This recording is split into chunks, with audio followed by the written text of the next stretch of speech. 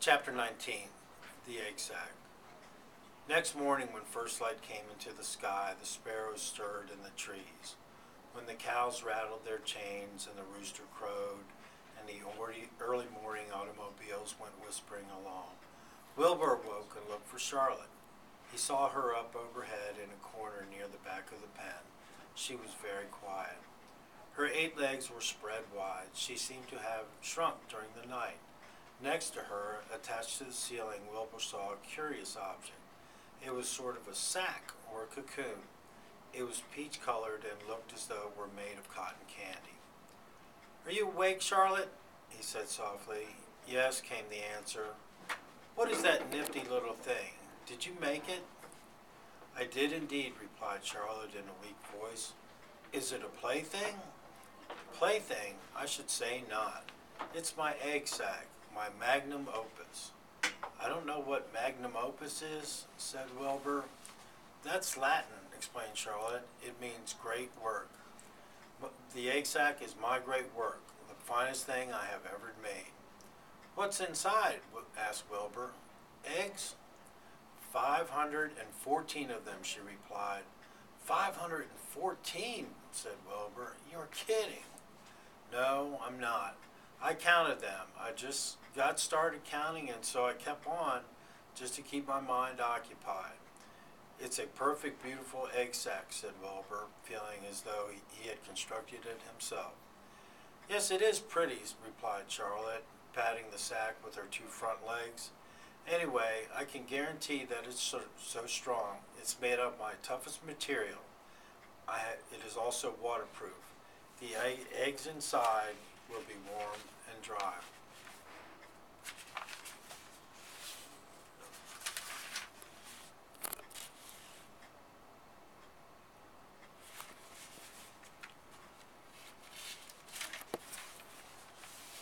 "Charlotte," said Wilbur dreamily, "are you really going to have 514 children?"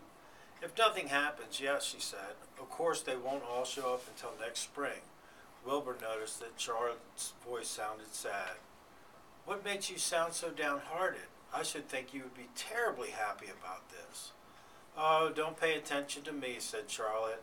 "I just don't have any pep anymore. I guess I feel sad because I won't ever see my children." "What do you mean you won't see your children? Of course you will. We'll all see them.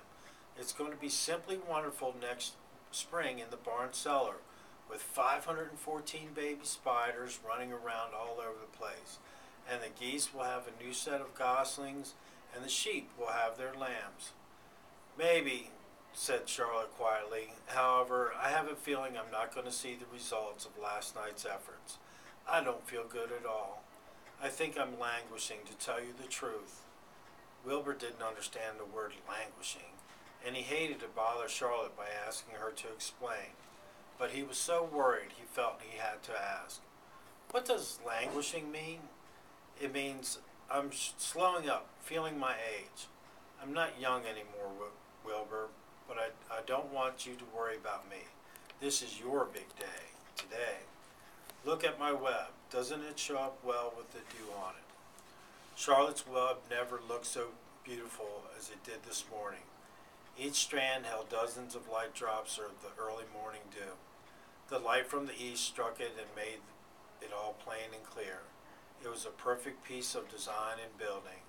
In another hour or two, a steady stream of people would pass by, admiring it, reading it, and looking at Wilbur and marveling at the miracle. As Wilbur was studying the web, a pair of whiskers and a sharp face appeared. Slowly, Templeton dragged himself across the pen and threw himself down in a corner.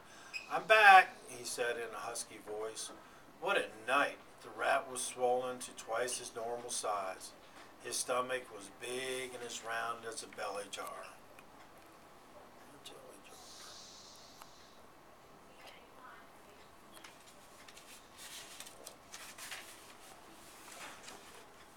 "What a night," he repeated hoarsely. "What feasting and carousing, a real gorge. I must have eaten the remains of 30 lunches.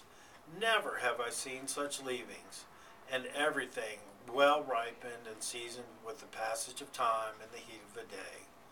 Oh, it was Rich, my friend's Rich. You ought to be ashamed of yourself, said Charlotte in disgust. It would serve you right if you had an acute attack of indigestion. Don't worry about my stomach, snarled Templeton. I can handle anything. And by the way, I've got some bad news. As I came past that pig next door, the one that calls himself Uncle, I noticed a blue tag in front of his pen. That means he's won first prize. I guess you're licked, Wilbur. You might as well relax. Nobody's going to hang any medal on you. Furthermore, I wouldn't be surprised if Zuckerman changes his mind about you. Wait until he gets a hankering for some fresh pork, smoked ham, and crisp bacon. He'll take a knife to you, my boy. Be still, Templeton, said Charlotte. You're too stuffed and bloated to know what you're saying. Don't pay any attention to him, Wilbur. Wilbur tried not to think about the rat had just said. He decided to change the subject. Templeton, said Wilbur, if you weren't so dopey, you would have noticed that Charlotte made an egg sac. She is going to become a mother. For your information, there are 514 eggs in that peachy little sack. Is that true? Asked the rat, eyeing the sack suspiciously. Yes, it's true, said Charlotte. Congratulations, murmured Templeton.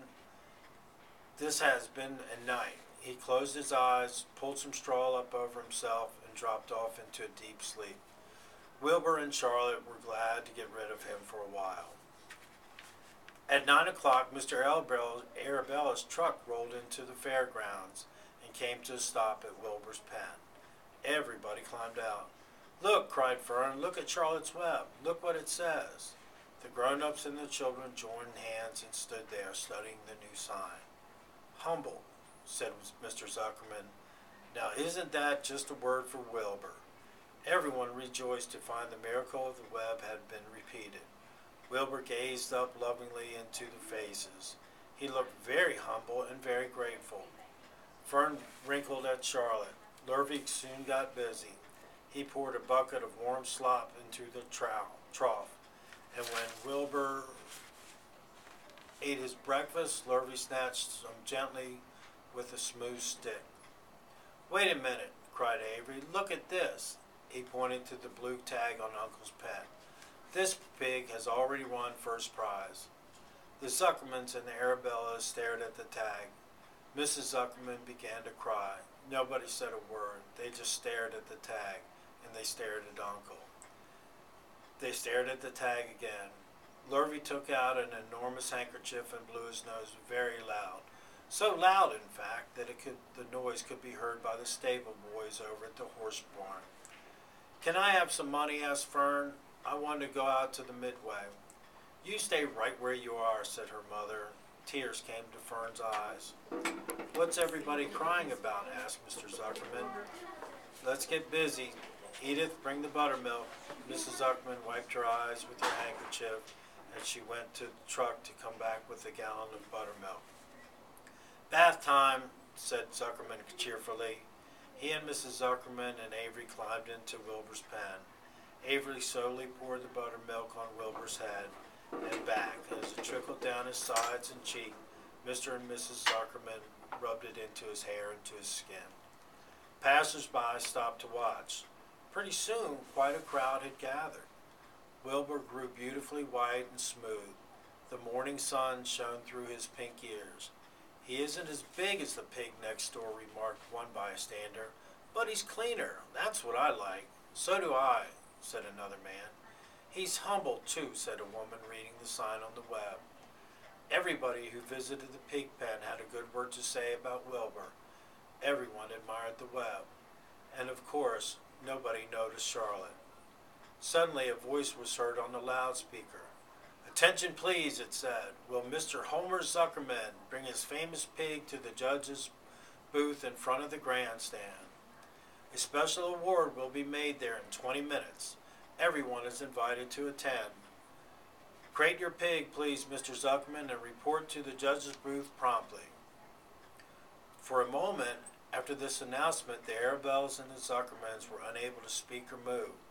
Then Avery picked up a handful of straw and threw it into the air and gave a yell. The straw fluttered down like confetti onto Fern's hair. Mr. Zuckerman hugged Mrs. Zuckerman. Mr. Arabella kissed Mrs. Arabella. Avery kissed Wilbur. Lurvy shook hands with everybody. Fern hugged her mother.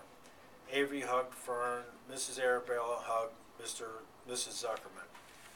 Up overhead in the shadows of the ceiling, Charlotte crouched unseen, her front legs encircling her sack. Her heart was not beating strongly as usual, and she felt very weary and old. But she was sure that she had at least saved Wilbur's life.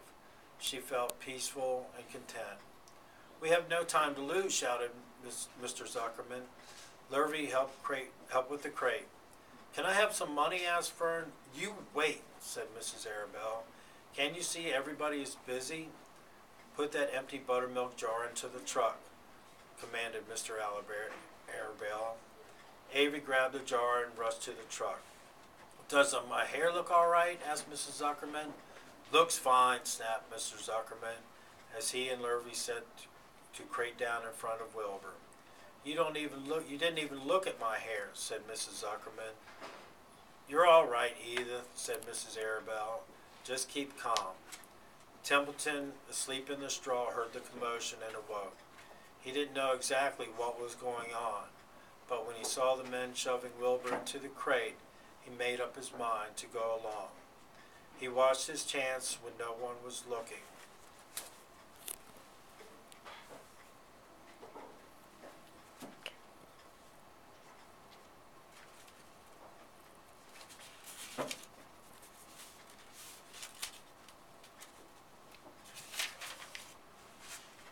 When no one was looking, he crept into the crate and buried himself in the straw at the bottom. "All ready, boys," cried Mr. Zuckerman. "Let's go." He and Mr. Arabella, Lurvy, Avery grabbed the crate and boosted it over the side of the pen and up into the truck. Fern jumped abroad and sat on top of the crate. She still had straw in her hair and looked very pretty and excited. Mr. Arabella started the motor. Everyone climbed in, and off they drove to the judge's booth in front of the grandstand. As they passed the Ferris wheel, Fern gazed up at it, and she wished she were in the topmost car with Henry Fuzzy at her side.